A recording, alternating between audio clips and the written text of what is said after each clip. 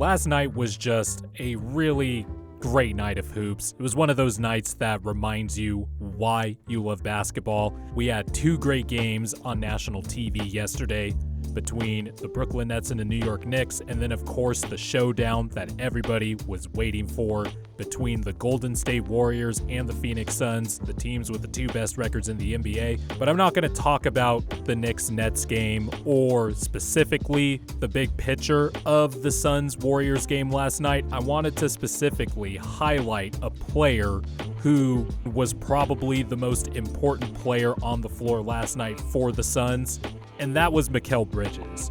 Mikal Bridges is continuing his campaign for first-team All-NBA defense, continuing to catapult himself into some conversations of Defensive Player of the Year. I'm not going to go far as to say I'd put him above Draymond or Giannis, but Mikal Bridges has officially entered the conversation, the dreaded, quote, the conversation. But Mikal Bridges has been spectacular, as always, on that end of the floor. One, I'd like to say the Warden is a sick name. I know Suns fans, and I have a few friends that are Suns fans in my life. I know his nickname is the Warden, and that would have been a sick nickname for fans of the Sixers to call him if we had kept him. But that's besides the point. Mikal Bridges was just fucking spectacular last night, specifically guarding Steph and Curry. And I know Warriors fans and people who like to be contrarian will probably look at some of Steph's shots that he did miss some uncontested shots. There's no denying that.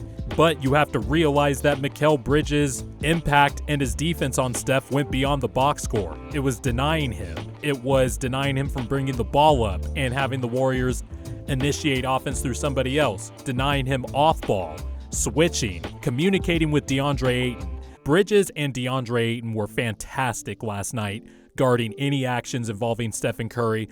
They made everything tough for him. Shout out to Ernie Johnson on Inside the NBA. He dropped an insane stat that this was Steph's worst shooting performance in games where he has taken more than 20 shots. And that was because of Mikal Bridges, mostly. And Deandre Ayton, of course. But Mikal Bridges, like I talked about in my previous video, drew the assignment on Steph and just had Steph in the seventh dimension of hell. He pulled out the trap cards, sent Steph to the shadow realm for this game, and Steph just really struggled. Steph had like 2 air balls in that game that were just really uncharacteristic.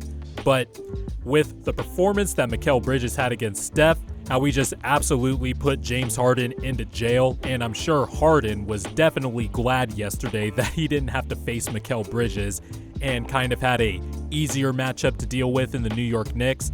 But Mikal Bridges has routinely done this to really good players for the last 2 seasons now, and he's getting the recognition for it nationally because the Suns have been winning games. But Mikal has always been an awesome defender going back to college. And not to bring my Sixers fandom into this, but I have to because it is my video and channel, and you will hear my Sixer fandom come out from time to time. Bridges was a player that I obviously wanted in the draft, in that 2018 draft coming out of Villanova, and then the Sixers organization traded him away, and like a used car salesman, they tried to sell fans on the value of the trade, which was fair. You can like the thought process behind trades, and you can like the good process behind trades, but sometimes trades that have a good thought process, they just fail. And the Sixers epically failed that Mikal Bridges trade. Didn't help that Zhaire Smith had a really bad allergic reaction to sesame seeds that was potentially deadly. But the Sixers fucked up with that trade. There's just no other way around it.